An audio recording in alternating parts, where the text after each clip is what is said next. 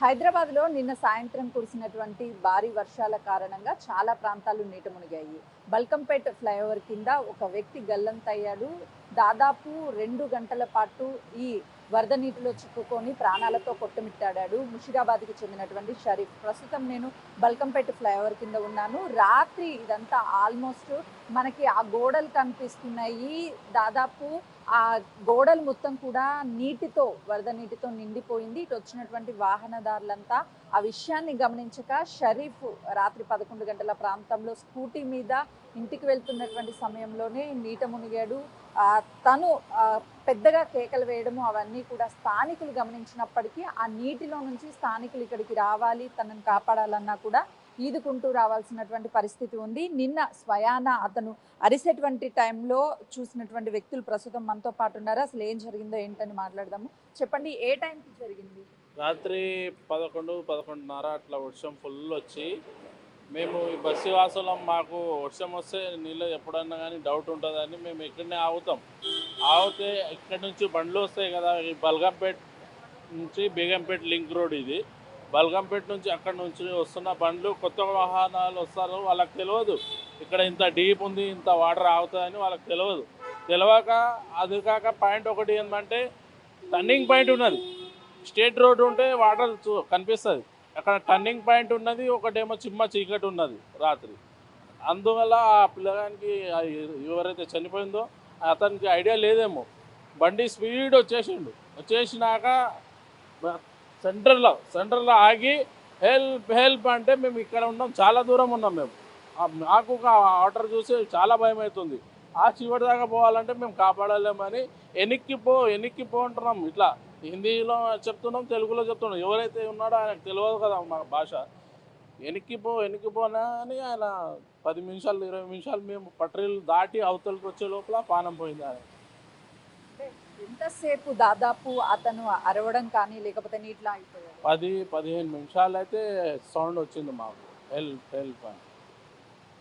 గతంలో ఎప్పుడైనా ఇలాంటి ఇష్యూస్ ఇక్కడ జరిగాయి అంటే ఇంత ఈ వెహికల్ అయితే మునిగిపోయి ఖరాబ్ అయ్యి అయితే చాలా అయినాయి. అయితే ప్రాణం అయితే ఎవరిది పోదు. ఫస్ట్ టైం ఈ ప్రాణం పోయి పాపం పిల్లగాంది చాలా బాధ అయిపోయింది. రాత్రి అంతా నిద్ర లేదు మాకు. అది చూసి ఎంతమంది వెళ్ళారు ఆ టైంలో?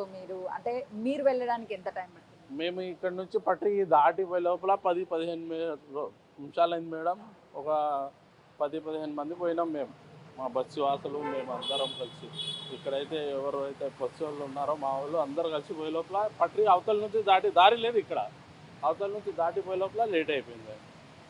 ఇలాంటి వర్షాలు పడినప్పుడు ఎప్పుడైనా సరే ఈ ప్రాంతం అంతా కూడా నీట మునిగే అవకాశం ఉంటుంది. సో రాత్రి ఎలా ఉంది సిచ్యువేషన్?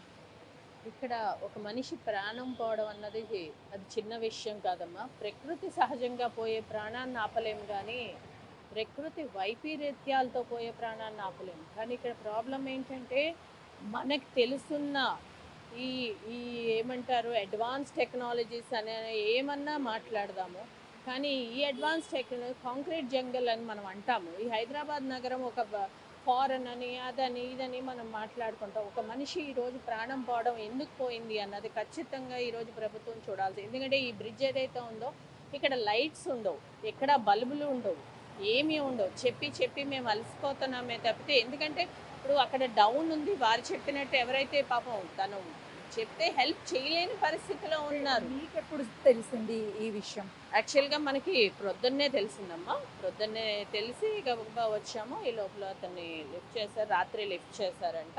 అదే చెప్తుంటా, ఇది ఏదైతే షరీఫ్ చనిపోయారో సో తన కుటుంబ సభ్యులకి చెప్పారా బాడీని? లేదమ్మా, తీసుకెళ్ళి దాన్ని తగిన చేస్తున్నారు. ఇప్పుడు అక్కడికి వెళ్తామంటే ఇది గాంధీనగర్కి వస్తుంది, ఇదేమో మాకు బల్కంపేట వస్తుంది. నేను అనేది అక్కడ బ్యారికేడ్ పెట్టి ఈ టైంలో ఇంకా రాకూడదు, ఇంత వర్షం వస్తే ఇంత అవుతుంది అన్న విషయం తెలుసు కదా. తెలిసి కూడా మధ్యాహ్నం నుంచి వర్షంకి వచ్చింది, సాయంత్రం నుంచి మొదలైంది. ఎంత ఆ లెవెల్ ఆఫ్ వాటర్ ఎంత వస్తుంది అన్నది వాళ్ళకి తెలియాలి. హైదరాబాద్ వాళ్ళు కూడా అది చూడాల్సిన బాధ్యత ఖచ్చితంగా ఉంది. ఎందుకంటే దానికి డిపార్ట్మెంట్ పెట్టారు, దానికి చెక్ చేయమని పెట్టారు. ఈ రోజు అక్కడ బ్యారికేడ్ పెట్టి ఇక్కడ వెళ్ళకూడదు అని చెప్పుకుంటే ఆ ప్రాణం నిలబడేది కదా.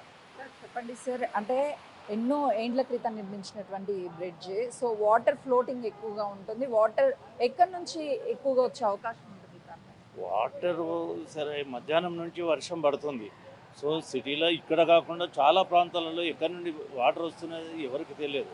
ఇప్పుడు ఇక్కడ వాటర్ స్టోరేజ్ అవ్వడానికి పైనుంచి ఎక్కడి నుంచి వస్తుంటాయి వాటర్? అటు పైనుంచి వస్తుంది, ఇటు ఇందిరాగాంధీపురం నుంచి కూడా వస్తుంది. ఇదంతా లోతట్టు ఏరియా. పైన బస్సే ఉన్నది, అక్కడి నుంచి పడ్డది, ఇటు నుంచి పడ్డది, రెండు వైపుల నుంచి కూడా ఇది లో లెవెల్ కనుక వాటర్ అంతా ఇక్కడ స్టాగ్నేట్ అవుతుంది. ఇక్కడ పోయడానికి మార్గం ఉంది, కానీ చెత్త వచ్చి అక్కడ తట్టుకుంటుంది. ఆ తట్టుకోవడం వల్ల నీళ్లు పోలేక ఇక్కడంతా నిల్చుంటుంది. సో ఆ వర్షం పడ్డ ప్రాంతంలో వచ్చి పని చేయాలన్నా కూడా చాలా ఇబ్బంది. దానికి సరైన ఏర్పాట్లు ప్రభుత్వం చేసుకోవాలి. చూస్తున్నాం కదా, ప్రస్తుతం ఈ బల్కంపేట ఫ్లైఓవర్ కింద రాత్రి పూర్తిగా జలమయం అయిపోయింది. వాటర్ వస్తున్నటువంటి వాటర్ ఆల్టర్నేటివ్గా వెళ్తున్నటువంటి మార్గాలు కనిపిస్తుంది. కానీ షరీఫ్ కొత్త వ్యక్తి అయి ఉంటాడు ఈ మార్గంలో రావడము. ఆ వచ్చినటువంటి టైంలో ఆల్మోస్ట్ వరద ఎక్కువగా ఉండడము, అతను కేకలు వేశాడు హెల్ప్ హెల్ప్ అని చెప్పేసి. స్థానికంగా ఉన్నటువంటి వాళ్ళ ఆ అరుపులు వినడం వల్ల తను వచ్చి స్థానికులు కాపాడేలోపే మృతి చెందినట్లు చెప్తున్నారు. తెల్లవారుజామున అతన్ని స్థానికంగా ఉన్నటువంటి అటు ఉస్మానియా హాస్పిటల్కి తరలించారు పోస్టుమార్టం నిమిత్తం. కుటుంబ సభ్యులకు కూడా ఇన్ఫర్మేషన్ అందించాము అని చెప్తున్నారు. మొత్తానికైతే మాత్రం నిన్న సాయంత్రం కురిసినటువంటి భారీ వర్షాల కారణంగా ఈ బల్కంపేట్ ఫ్లైఓవర్ కింద ఈ ఘటన జరగడం చాలా బాధాకరం అని స్థానికులు చెప్తున్నారు. దాంతోపాటు బారికేడ్స్ని అలాంటి ఏర్పాటు చేసి వర్షాలు ఎక్కువగా పడేటువంటి టైంలో ఈ రూట్ని క్లోజ్ చేస్తే ఇలాంటి ప్రమాదాలు జరగవు అని చెప్పేసి చెప్తున్నారు. కెమెరామెన్ శ్రీనుతో సుజాత, బల్కంపేట్.